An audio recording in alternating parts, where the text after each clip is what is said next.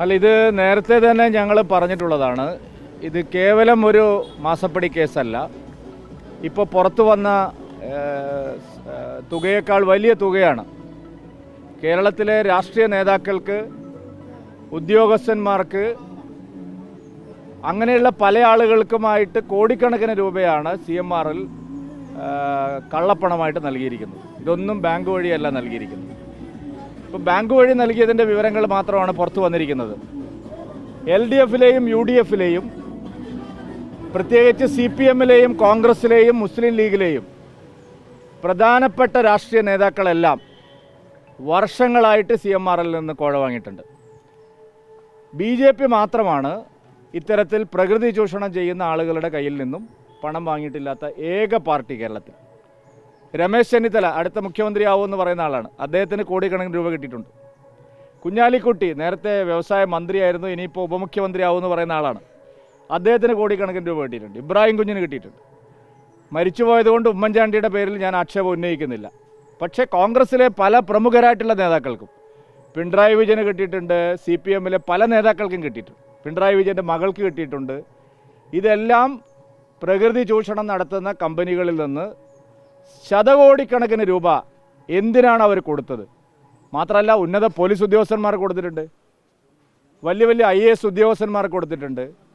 കേരളത്തിലെ പ്രമുഖരായിട്ടുള്ള പല ആളുകൾക്കും എന്തിനാണ് ഇങ്ങനെ മാസപ്പടിയായിട്ട് കള്ളപ്പണം കൊടുക്കുന്നത്? ശരിയായ നിലയിൽ അന്വേഷണം നടന്നത് SFIO അന്വേഷണം നടത്തിയതിന് ശേഷമാണ്, കേന്ദ്ര ഏജൻസികൾ അന്വേഷണം നടത്തിയതിന് ശേഷമാണ്. കേരളം ഇന്നേ വരെ കണ്ടിട്ടില്ലാത്ത തരത്തിലുള്ള ഏറ്റവും വലിയ കൊള്ളയാണ് കേരളത്തിലെ പ്രകൃതി ചൂഷണം ചെയ്ത് ഇവിടെ നടന്നിരിക്കുന്നത്. ഇരു മുന്നണികളും ഇതിൽ തുല്യമായിട്ടുള്ള ഉത്തരവാദികളാണ്. LDFിൻ്റെയും UDFിൻ്റെയും മുഖ്യമന്ത്രിയുടെയും പ്രതിപക്ഷത്തിൻ്റെയും മുഖം മൂടി വലിച്ചു കീറുന്ന സംഭവമാണ് ഉണ്ടായിരിക്കുന്നത്. ശരിയായ അന്വേഷണം നടക്കുമ്പോൾ ഇനിയും പല വസ്തുതകളും പുറത്തു വരും. ഞങ്ങൾ അതാണ് ആഗ്രഹിക്കുന്നത്. കേരളത്തിലെ ജനങ്ങൾ അതാണ് ആഗ്രഹിക്കുന്നത്. LDFും UDFും ഈ പണം എന്തിനു വാങ്ങി എന്നുള്ള കാര്യത്തിൽ ജനങ്ങളോട് തുറന്നു പറയാൻ തയ്യാറാവണം.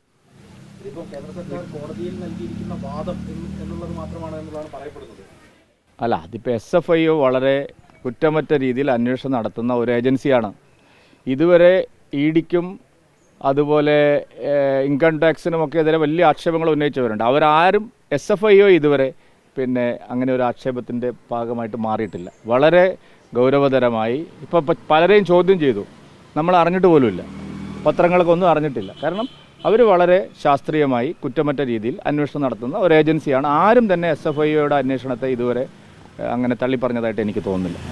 BJPയുടെ ജില്ലാ അധ്യക്ഷ തെരഞ്ഞെടുപ്പ് നാളെയാണ്. മിക്ക ഇടങ്ങളിലും മത്സരം കണക്കും. ഇല്ല, ഒരിടത്തും മത്സരം ഉണ്ടാവില്ല.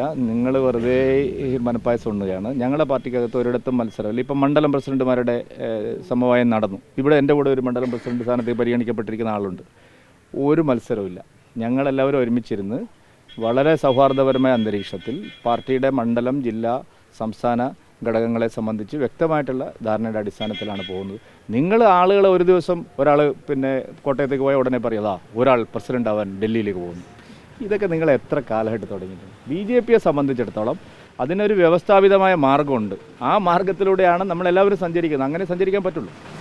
PC ജോർജിനെതിരെ കേസെടുത്തിരിക്കുകയാണ് പോലീസ്. അല്ല, അദ്ദേഹം അതിനെ സംബന്ധിച്ച് അങ്ങനെ ഒരു പരാമർശം നടത്തിയതിനെ സംബന്ധിച്ച് ഇമ്മീഡിയറ്റ് അദ്ദേഹം അതിന് ക്ലാരിഫിക്കേഷൻ കൊടുത്തു. മാത്രമല്ല, നിരുപാധികം അദ്ദേഹം മാപ്പ് പറഞ്ഞു.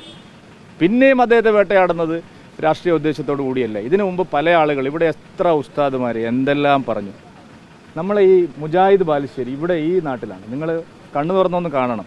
എത്ര മ്ലേച്ഛമായ രീതിയിലാണ് ഇവിടെ അദ്ദേഹം പ്രസംഗിച്ചത്. അദ്ദേഹത്തിനെതിരെ എന്ത് നടപടിയാണ് ഉണ്ടായത്? അപ്പോൾ ഇത് അദ്ദേഹത്തിനൊരു നാക്കുപിഴയോ അല്ലെങ്കിൽ ഒരു പിഴവോ സംഭവിച്ചു. അദ്ദേഹം ഉടനെ തന്നെ നിരുപാധികമാക്കാര്യത്തിൽ ക്ഷമ ചോദിച്ചു കേരള സമൂഹത്തോട്. പിന്നെയും അദ്ദേഹത്തെ പിടിക്കുക എന്ന് പറഞ്ഞാൽ അത് നടക്കുന്ന കാര്യമല്ല. അങ്ങനെ രാഷ്ട്രീയമായ വേട്ടയാടൽ തുടർന്നാൽ ശക്തമായിട്ടുള്ള തിരിച്ചടികളുണ്ടാകും. ഈ NSS അല്ല, എനിക്ക് ഒരു കാര്യം വേറെ പറയാനുണ്ട്. നിങ്ങൾ ഗൗരവമായിട്ട് എടുക്കുന്നില്ല. ഇപ്പോൾ ഈ ഒരു പട്ടികജാതി വിഭാഗത്തിൽപ്പെട്ട ഒരു പെൺകുട്ടിയെ ഇത്രയും ഭീകരമായ തോതിൽ കേരളത്തിൽ പീഡിപ്പിക്കപ്പെട്ടിരിക്കുന്നു. വർഷങ്ങളോളം കൊണ്ടു നടന്ന് ഉന്നതരായിട്ടുള്ള വ്യക്തികൾ അവരെ പീഡിപ്പിച്ചിരിക്കുകയാണ്. ഇത് കേരളത്തിലാണ് നടക്കുന്നത്. മുഖ്യമന്ത്രി എപ്പോഴും ഇത് നമ്പർ 1 ആണ്. ഇവിടെ സ്ത്രീ സുരക്ഷയുടെ കാര്യത്തിൽ അങ്ങനെയാണ്, ഞങ്ങൾ ഇപ്പോൾ ബോച്ചയെ പിടിച്ചു എന്നൊക്കെ പറയുന്ന ആൾക്കാരുണ്ടല്ലോ.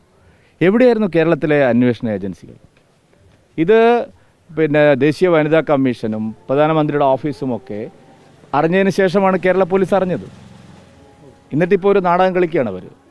ഇത്രയും ഗുരുതരമായ തോതിൽ പെൺകുട്ടികൾക്ക്, അതും ദളിത് പെൺകുട്ടികൾക്ക്, പട്ടികജാതി വിഭാഗത്തിൽപ്പെട്ട പെൺകുട്ടികൾക്ക് നേരെ നടക്കുന്ന പീഡനം നമ്മുടെ കേരളത്തിലാണ് നടക്കുന്നത്. ഇത്രയധികം ക്രൈമും ഇത്രയധികം സ്ത്രീ പീഡനങ്ങൾ നടക്കുന്ന മറ്റൊരു സ്റ്റേറ്റ് ഇല്ല എന്നുള്ളതാണ് വളരെ ഗൗരവതരമായിട്ടുള്ള വിഷയമാണ്. എല്ലാവരും ഈ കാര്യത്തിൽ വേണ്ടത്ര ഒരു കൺസേൺ എടുക്കുന്നില്ല എന്നാണ് ഞങ്ങളുടെ ഒപ്പീനിയൻ. ഈ NSSന് പിന്നാലെ രമേശ് ചെന്നിത്തല ഓർത്തഡോക്സ് സഭയുടെ പരിപാടിക്കും മുഖ്യ അതിഥിയായിട്ട് വിളിച്ചു. കോൺഗ്രസ്സിൽ ഇപ്പോൾ 6 മുഖ്യമന്ത്രി സ്ഥാനാർത്ഥികളാണ്. ഒന്ന് പ്രതിപക്ഷ നേതാവ്, നിലവിലെ പ്രതിപക്ഷ നേതാവ് VD സതീശൻ. പിന്നെ പ്രതിപക്ഷ നേതാവ് സ്ഥാനം ഒഴിഞ്ഞ് ഇപ്പോൾ വീണ്ടും മുഖ്യമന്ത്രിയാവുമെന്ന് പറയുന്ന ചെന്നിത്തല. PCCയുടെ അധ്യക്ഷൻ K. സുധാകരൻ. മുരളീധരൻ പറയുന്നത് ഏതെങ്കിലും സമുദായ സംഘടനകൾ വിചാരിച്ചാൽ ആരും മുഖ്യമന്ത്രിയാവില്ല. അപ്പോൾ മുഖ്യമന്ത്രി സ്ഥാനാർത്ഥി മുരളീധരൻ. നമ്മുടെ ഇദ്ദേഹം തിരുവനന്തപുരം MP ശശി തരൂർ, അദ്ദേഹം മുഖ്യമന്ത്രി സ്ഥാനാർത്ഥിയാണ്. 6 മുഖ്യമന്ത്രിമാരെ വെച്ച് തെരഞ്ഞെടുപ്പിന് 1.5 കൊല്ലം മുമ്പേ കോൺഗ്രസ് പോയാൽ എന്തായിരിക്കും കോൺഗ്രസിൻ്റെ അവസ്ഥ എന്നുള്ളത് ജനങ്ങൾ കാണുകയാണ്.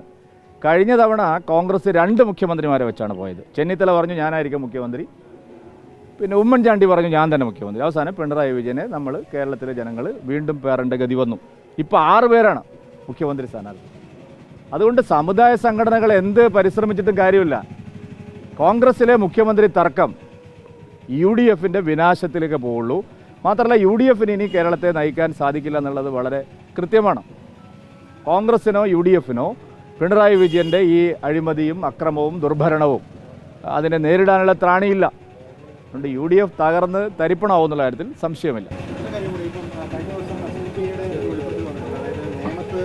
നേമത്ത് മാത്രമല്ല സാർ, ഞാൻ മത്സരിച്ച മഞ്ചേശ്വരത്ത് കഴിഞ്ഞ 3 തെരഞ്ഞെടുപ്പിലും PFI UDFനാണ് പിന്തുണച്ചത്. എല്ലാവർക്കും അറിയുന്നതല്ലേ. മഞ്ചേശ്വരം മണ്ഡലത്തിൽ 5000, 6000 സോളിഡ് വോട്ട് PFIക്കുണ്ട്, പോപ്പുലർ ഫ്രണ്ടിനും SDPIക്കും ഉണ്ട്. അവർ മൊത്ത കച്ചവടമാണ് എല്ലാ കാലത്തും നടക്കുന്നത്. നേമത്ത് മാത്രമല്ല, മഞ്ചേശ്വരത്തും പാലക്കാട്ടും വർഗീയതയാണ് കേരളത്തിലെ LDFും UDFും, ഭീകരവാദികളെയാണ് കേരളത്തിലെ LDFും UDFും തെരഞ്ഞെടുപ്പ് കാലത്ത് പിന്തുണയ്ക്കുന്നത്. അതാണ് സത്യം.